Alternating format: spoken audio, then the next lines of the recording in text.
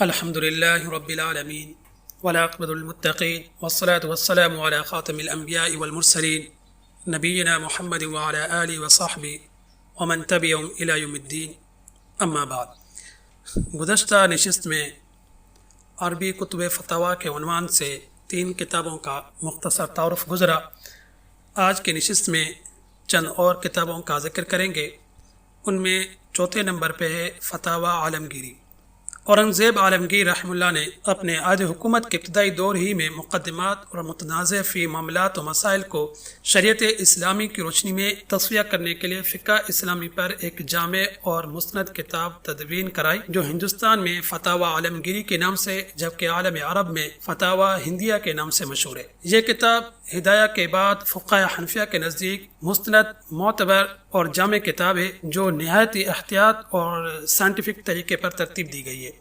فتاوی عالمگیری کی ترتیب کسی وقتی مصلحت یا محض ایک شخص کی خواہش کا نتیجہ نہیں ہے، بلکہ فتاوی کی ترتیب و تدوین کا اصل محرک مسلمانوں کا یہ شدید احساس تھا کہ ان کے اجتماعی معاملات کا فیصلہ کتاب و سنت کے مطابق ہو اور اسلامی قانون ملک میں جاری و ساری ہو.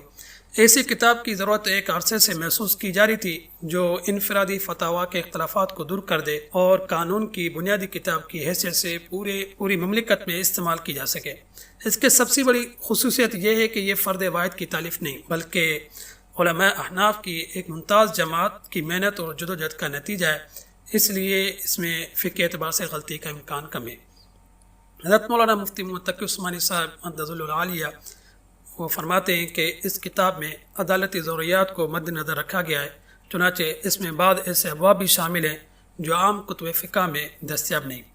مثلا کتاب الشروط اور کتاب المحاضرات والسجلات محضر نویسی، معاہدہ نویسی اور وثیقہ نویسی کے نمونوں پر مشتمل ہیں، اور میں سے اسلامی فقہ کی روشنی میں معاہدات کی ترتیب وغیرہ کا اندازہ سامنے آ جاتا ہے.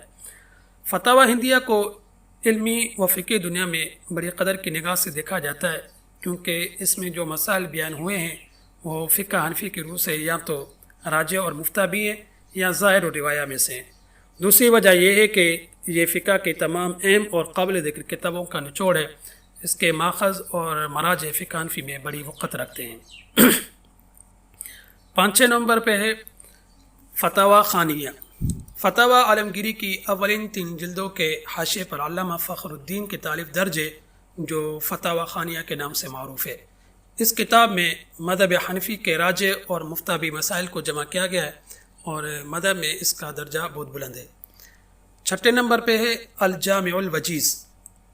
یہ کتاب فتاوی عالمگیری کے آخری 3 جلدوں کے حاشیے پر شائع ہوئی ہے، جو علامہ حافظ الدین محمد بن محمد المعروف بن بزاز کی تالیف کردہ ہے، جس میں بہت مرتب انداز میں مسائل فقہ جمع کیے گئے ہیں اور کئی دلائل سے بھی بحث کی گئی ہے. آج کی نشست کو یہیں پہ ختم کرتے ہیں. وآخر دعوانا الحمد للہ رب العالمین.